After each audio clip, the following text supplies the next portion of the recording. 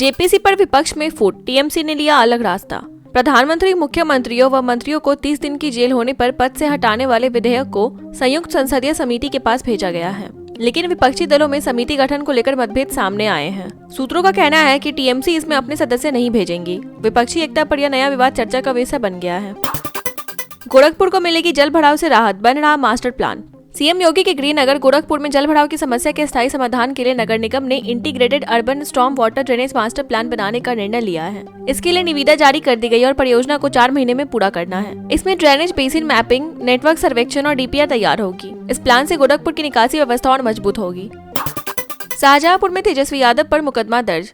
बिहार के पूर्व उप मुख्यमंत्री तेजस्वी यादव की मुश्किलें बढ़ गई हैं। आरोप है कि राजद के आधिकारिक एक्स अकाउंट से प्रधानमंत्री नरेंद्र मोदी पर आपत्तिजनक टिप्पणी की गई, जिसमें उनकी तस्वीर भी शामिल थी। इस पोस्ट को मुकदमे में साक्ष्य के तौर पर जोड़ा गया है। भाजपा महानगर अध्यक्ष की शिकायत पर शाहजहांपुर की सदर बाजार थाने में एफआईआर दर्ज की गई है। पुलिस मामले की जाँच कर रही है। दिल्ली कुत्तों का शहर बनेगी, विजय गोयल।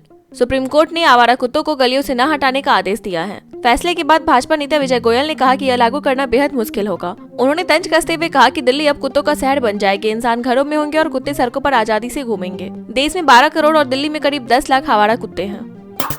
सीएम रेखा गुप्ता हमले में नया खुलासा। दिल्ली की मुख्यमंत्री रेखा गुप्ता पर हुए हमले की जांच में नया मोड़ आया है। आरोपी ऑटो ड्राइवर राजेश भाई को हमले से पहले उसके दोस्त ने 2000 रुपए दिए थे और वह इस साजिश की जानकारी भी रखता था। पुलिस ने हमलावर को मौके से गिरफ्तार किया था। अब जांच में एक के बाद एक हैरान करने वाले तथ्य सामने आ रहे हैं, जिससे यह मामला और पेचीदा होता जा रहा है।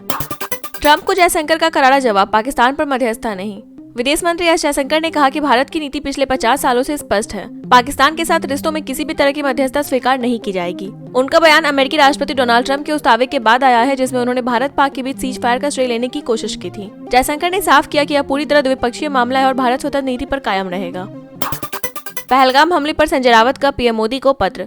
शिवसेना नेता संजय रावत ने प्रधानमंत्री मोदी को पत्र लिखकर सवाल उठाए हैं। उन्होंने कहा कि पहलगाम हमले में शहीदों का खून अभी सूखा भी नहीं है। ऐसे में भारत पाकिस्तान के बीच एशिया कप मैच खेलना अमानवीय है। रावत ने पीएम से 5 सवाल पूछे और कहा कि सरकार बहुपक्षीय टूर्नामेंट में पाकिस्तान से मैच की अनुमति कैसे दे सकती है, जबकि द्विपक्षीय खेल संबंध निलंबित है। राहुल तेजस्वी की यात्रा में प्रियंका गांधी भी होंगी शामिल। बिहार में जारी राहुल गांधी और तेजस्वी यादव की वोटर अधिकार यात्रा के तीसरे चरण में कांग्रेस नेता प्रियंका गांधी भी शामिल होंगी। वह 26 और 27 अगस्त को इस यात्रा का हिस्सा रहेंगी। इस चरण में अखिलेश यादव, एमके स्टालिन और सिद्धारमैया जैसे दिग्गज भी शामिल होंगे। यात्रा गहन मतदाता पुनरीक्षण के विरोध में निकाली जा रही है। इसे इंडिया गठबंधन की एकजुटता का संदेश देने की कोशिश है। फ्रांस के साथ मिलकर भारत बनाएगा steel jet engine.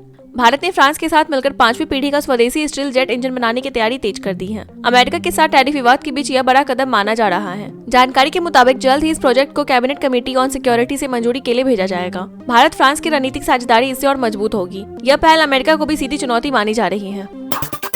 Jammu Kashmir सरकार अपने नियंत्रण में लेगी 215 स्कूल। जम्मू कश्मीर सरकार ने 215 स्कूलों को अपने नियंत्रण में लेने का आदेश जारी कर दिया है। ये सभी स्कूल फलाए आम ट्रस्ट द्वारा चलाए जा रहे थे, जिस पर जमाते इस्लामिया से जुड़े होने के कारण पहले ही बैन लगाया जा चुका है। सरकार के अनुसार खुफिया एजेंसियों ने रिपोर्ट दी थी कि ये संस्थान प्रत्यक्ष या अप्रत्यक्ष रूप से प्रतिबंधित संगठन से जुड़े हैं। आदेश के बाद अब इन स्कूलों का संचालन सरकार करेगी।